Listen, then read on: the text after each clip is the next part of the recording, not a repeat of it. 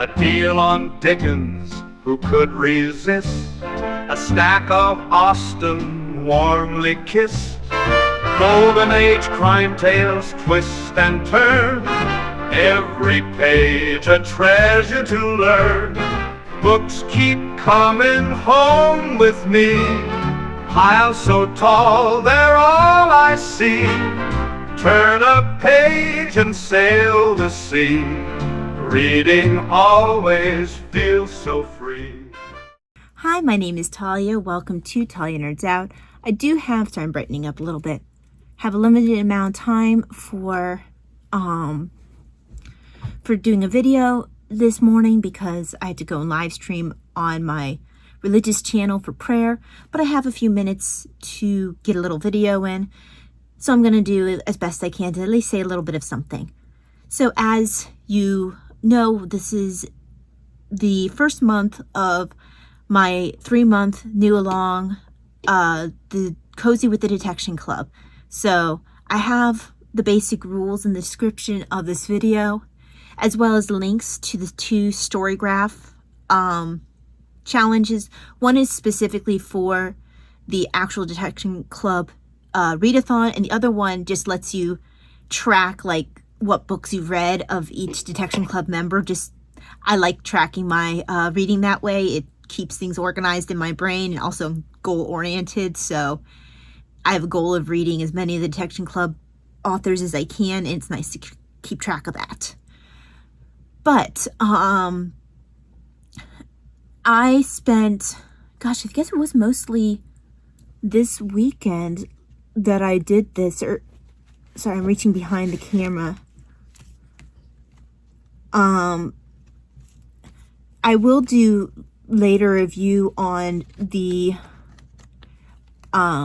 Georgette Hare that I read, which is a Detection Club adjacent book, but I haven't yet, I didn't pull that book out to do a review on it now. What I want to do a review on is at least one of the Dorothy L. Sayre mysteries that I read, because she helped me get over a bit of a reading slump. I read A Natural Death in less than 24 hours, Whose Body in less than 24 hours. Oh no, I'm sorry, that one I did take 4 days to read. I apologize.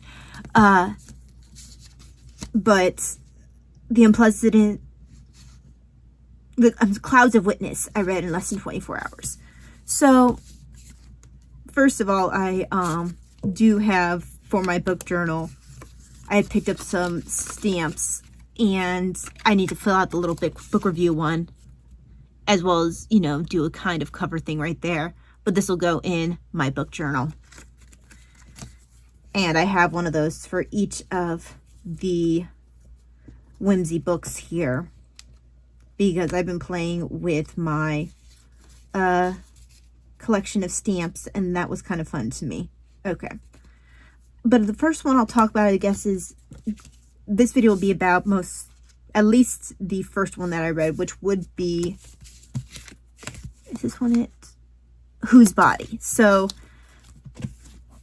this is the first of the Lord Peter Wimsey novels, and I have it in an omnibus. And actually this book smells like old book and has an inscription on the inside. It was somebody's Christmas gift from a bunch of friends, it looks like, in 1990s. And it smells like old book. And I do like the look of the old cover. Now, Whose Body? Initially, I had trouble getting into this one again, even though it's a reread for me. Lord Peter Wimsey's speech patterns are a bit awkward. It can be a bit annoying sometimes, which is acknowledged within the text, that he can be kind of flighty. And it is a part of his character, which, I mean, that is intended by the author. Great. I don't like Dorothy L. Sayre's writing quite as much as I do Christie. But her Lord Peter Wimsey does make his own Mark and is a good character in of himself, although I actually prefer his friend, the police officer, Detective Inspector Parker, Charles Parker, who is also a very good friend of Wimsey's. And then he has his manservant, Bunter. So even though Wimsey is the main detective, he has a very close team of which has these two other men who work in tandem with him. He does add a couple other characters later on, but at least for the first 3 novels, this is his core team. Parker, who does a lot of the boring work, as Wimsey will admit, and then Bunter, who does the photography and goes places where Wimsey would stand out, as he is a peer of the realm. So this does provide an interesting look into the different social the social hierarchy of Britain, particularly how it looked at this time. This is in the 1920s. Lord Peter Wimsey is a war veteran, and he does have what we would now call PTSD, although at that time I believe it was called shell shock. And he does have episodes. Actually, the first novel, he does have a PTSD episode where Bunter kind of has to bring him to himself a bit and help him out. And I'm not sure if I mentioned, but Bunter is his manservant, but he also was, I believe he was his Batman as well during the war. So he just sort of stuck with him. And he juxtaposes very well against the more flighty and talkative Wimsey and kind of at times inappropriate Wimsey. You have Bunter, who's very proper and very much more restrained. And then, of course, you have Parker, who comes from a very different status and a very different world than Wimsey. Sometimes it can be very stark, the differences when you are with Parker in his place, when he's getting his meal with a lady who kind of does the cooking and cleaning for him, I guess kind of like a housekeeper, and she's burning his food, and he definitely has that world that's his world that he came from. And then there's the world of Lord Peter Wimsey, where it's completely different, and it's almost like you get whiplash on his behalf, seeing how different his life is when he's with Wimsey and then when he's in his own normal sphere. But outside of those class differences, I do appreciate that Dorothy L. Sayers, while Wimsey is definitely her main detective, she doesn't have a true Watson character.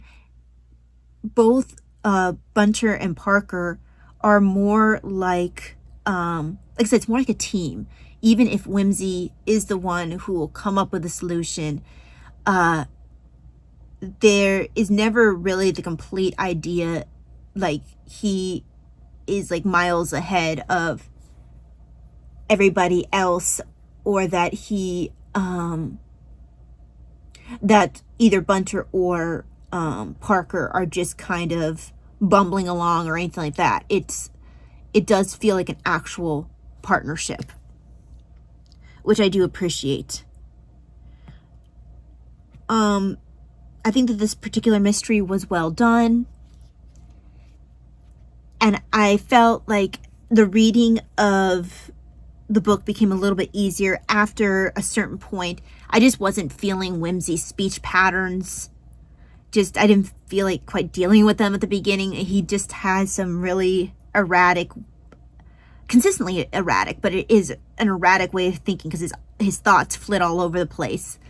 which is part of what helps him solve his mysteries a lot of times, because he'll make connections that are random, and because it'll remind him of something, and then he'll be like, oh, wait a second, that could connect to that. And which is another great reason, a great thing about having Parker there, is Parker kind of brings Wimsey down to earth a little bit. If Wimsey's about to kind of, you know, go into flights of fancy or whatever, he will be the one poking holes in theories, which then helps them move on to the next theory. He's the grounding factor, whereas Bunter is Wimsey's legs, but not necessarily, and his eyes and ears, but he's not necessarily going to be challenging his theories quite in the way that Parker does. I thought it was a good mystery, with some good side characters. What else do I have to say about this book? Yeah, I don't know that I have a whole lot more to say. I do appreciate the way that she addressed PTSD,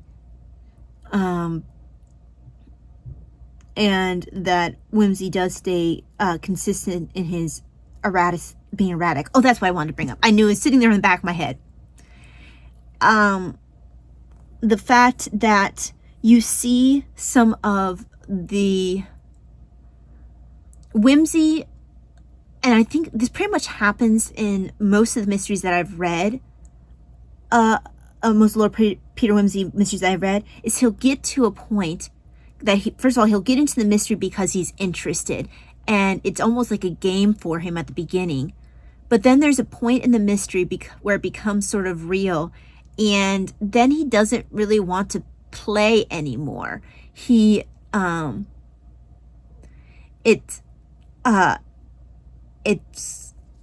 doesn't feel, Parker kind of associates it with being that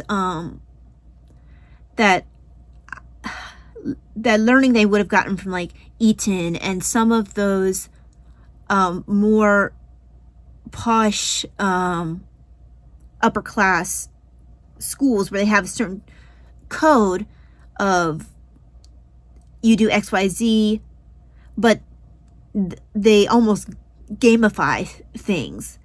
And once Wimsey realized, we'll get to a point where it stops feeling like a game, and he starts either liking people involved, or he realizes that there could be consequences when the murderer will be discovered. He kind of doesn't want to play anymore, and then Parker will bring him to a point and be like, hey, look, you know, this isn't a game, and that's not a luxury that we have, you know, this this might not be a job for you, but it's a job for me, and not going to be able to just stop because all of a sudden it becomes more real for you and someone either treated you nice or you like that person or whatever. Like, if they committed a murder, they committed a murder. So it is an interesting, in some ways, some of Wimsey's attitudes were in that area are almost Hastings-ish, but he's not got the I don't want to say prudishness, but the where Hastings would be horrified at some of the things that Wimsey would say and some of the behaviors that Wimsey would have, which would be very different to Hastings' code of ethics. But yeah, I do think it's interesting that difference between the class, the way that the two different classes viewed things. Parker in his middle class, you know, working class view of the world, and especially as a detective, and then Wimsey, who's doing this for the challenge, and comes from a more indolent and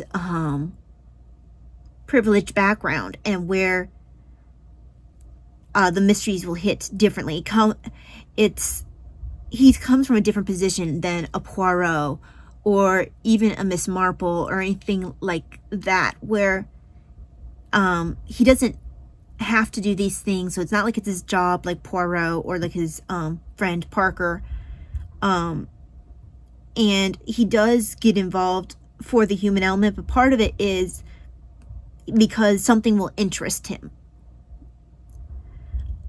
So at a certain point, he sees it almost as entertainment, even though he knows that there are real stakes. And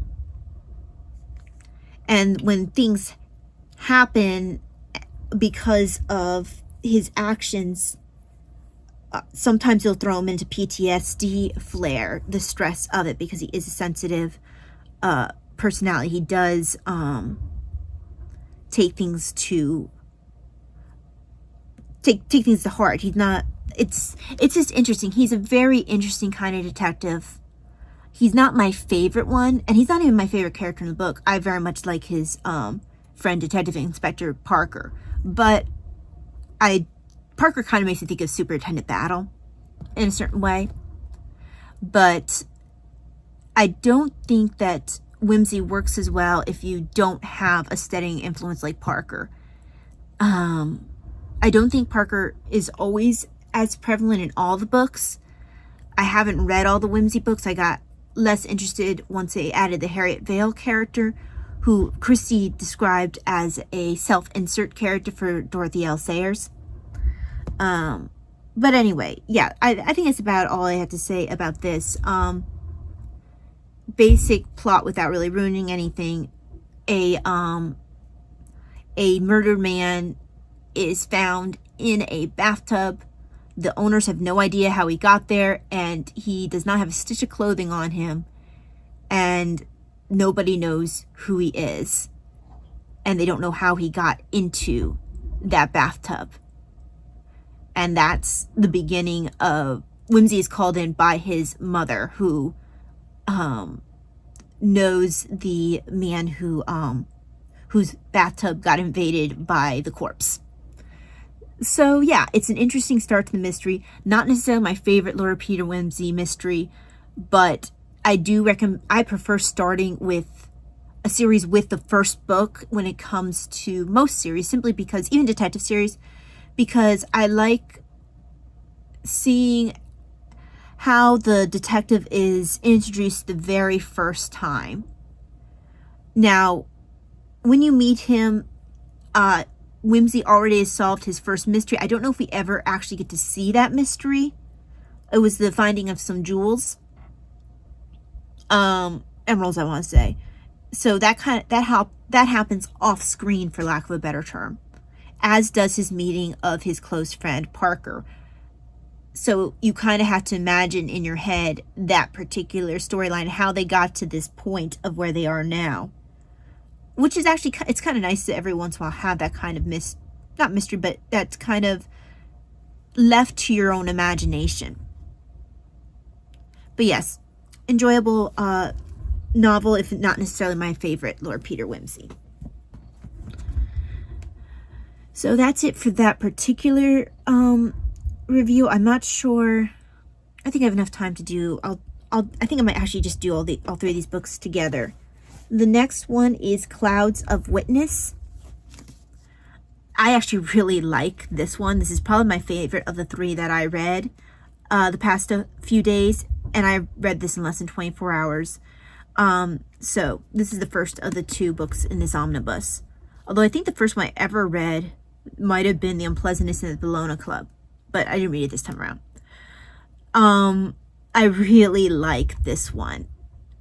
This is heavily, you have a lot of Wimsey's family in this one, because his brother gets accused of the murder of his sister's fiance.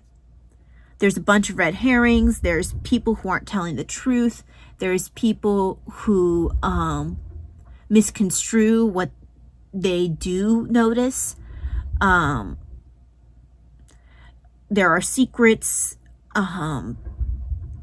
And Wimsey is having to work around his own family, trying to hide things from him for all their various different reasons. And at the center of it is a young man dead, and a peer of the realm accused of murder. So, and that's Wimsey's older brother.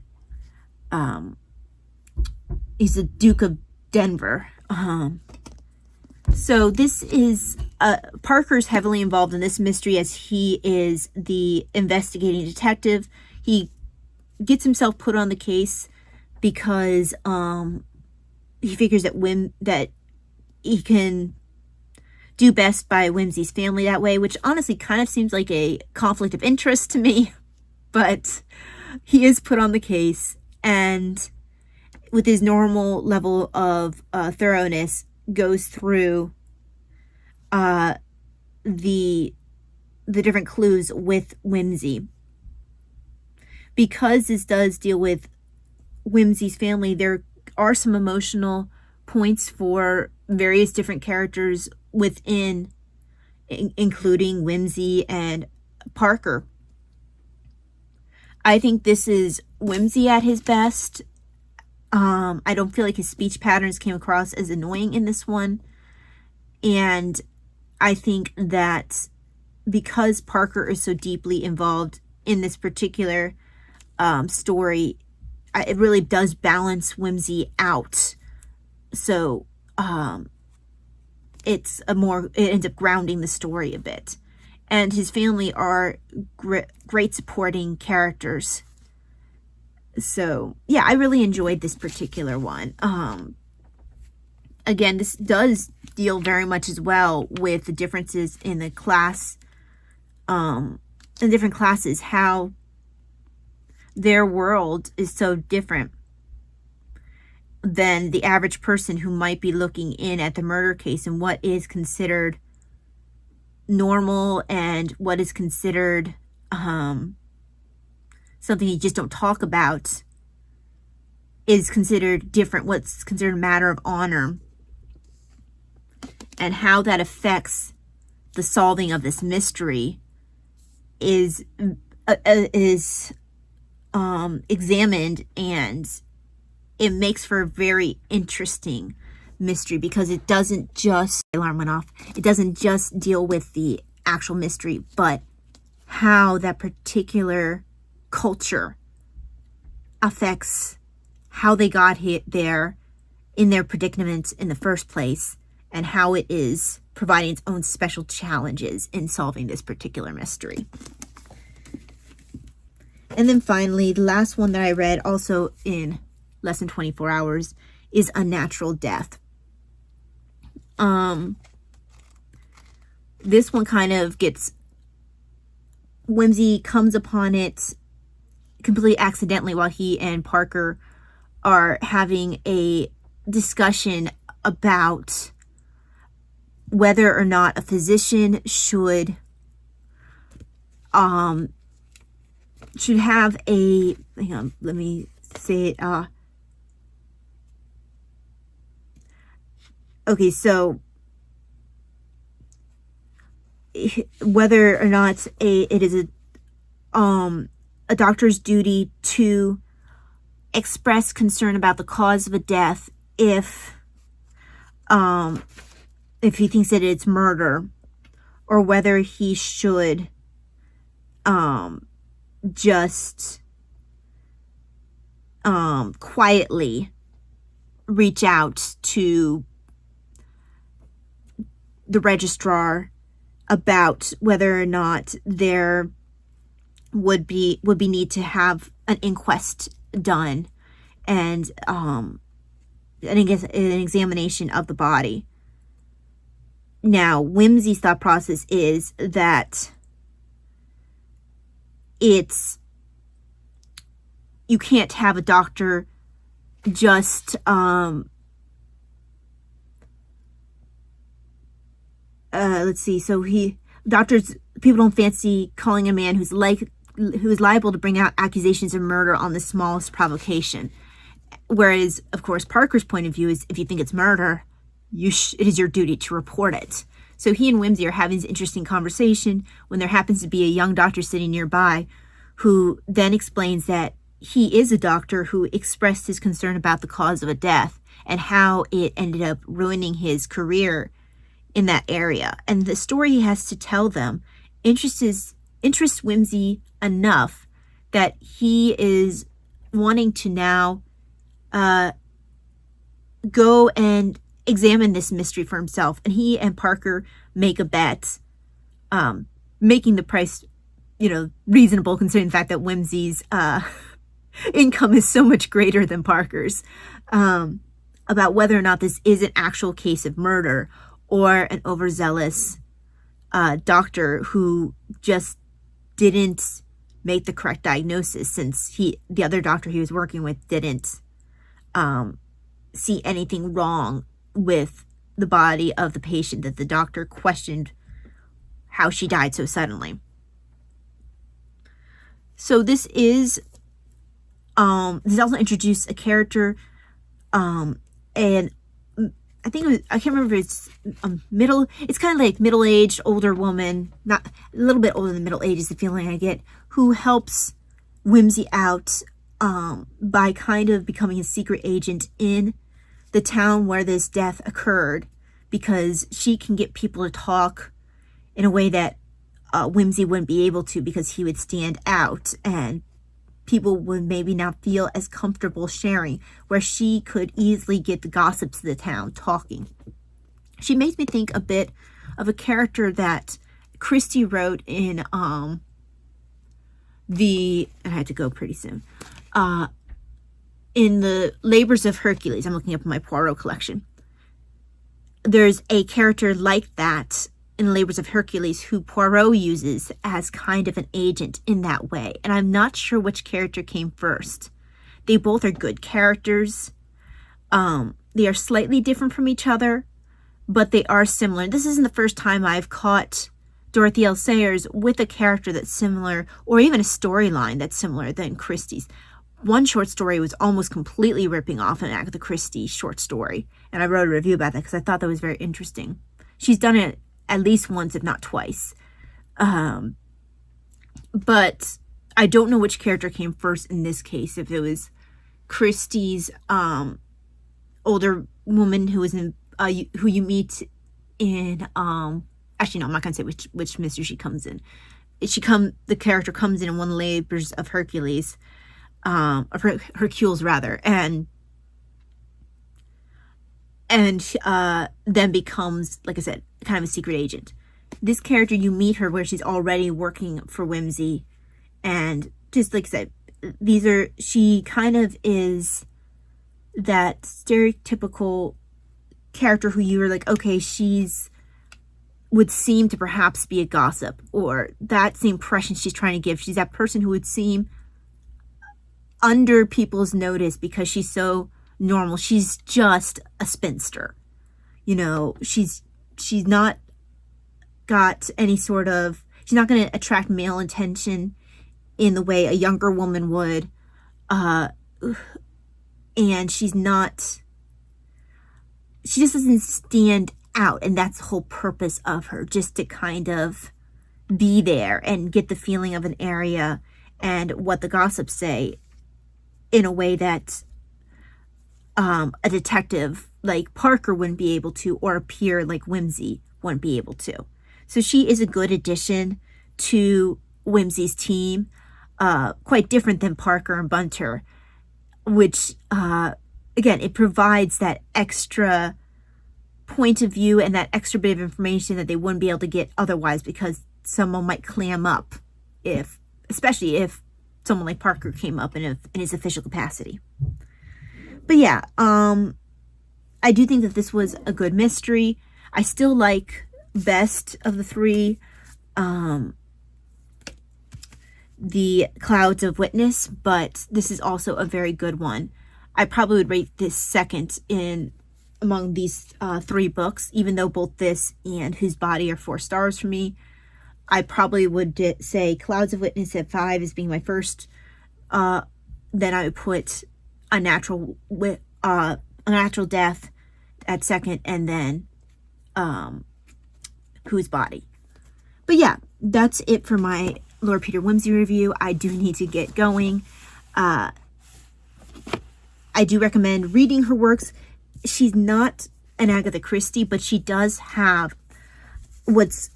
something that's interesting insofar as that even though you have a main detective, you also have a team that he has, which is a bit different than quite a bit of the other detectives that I've read. So that's cool. Okay, have a very wonderful day, and I will see you the next time. God bless. Bye. Books keep coming home with me, piles so tall they're all I see. Turn a page and sail the sea. Reading always feels so free.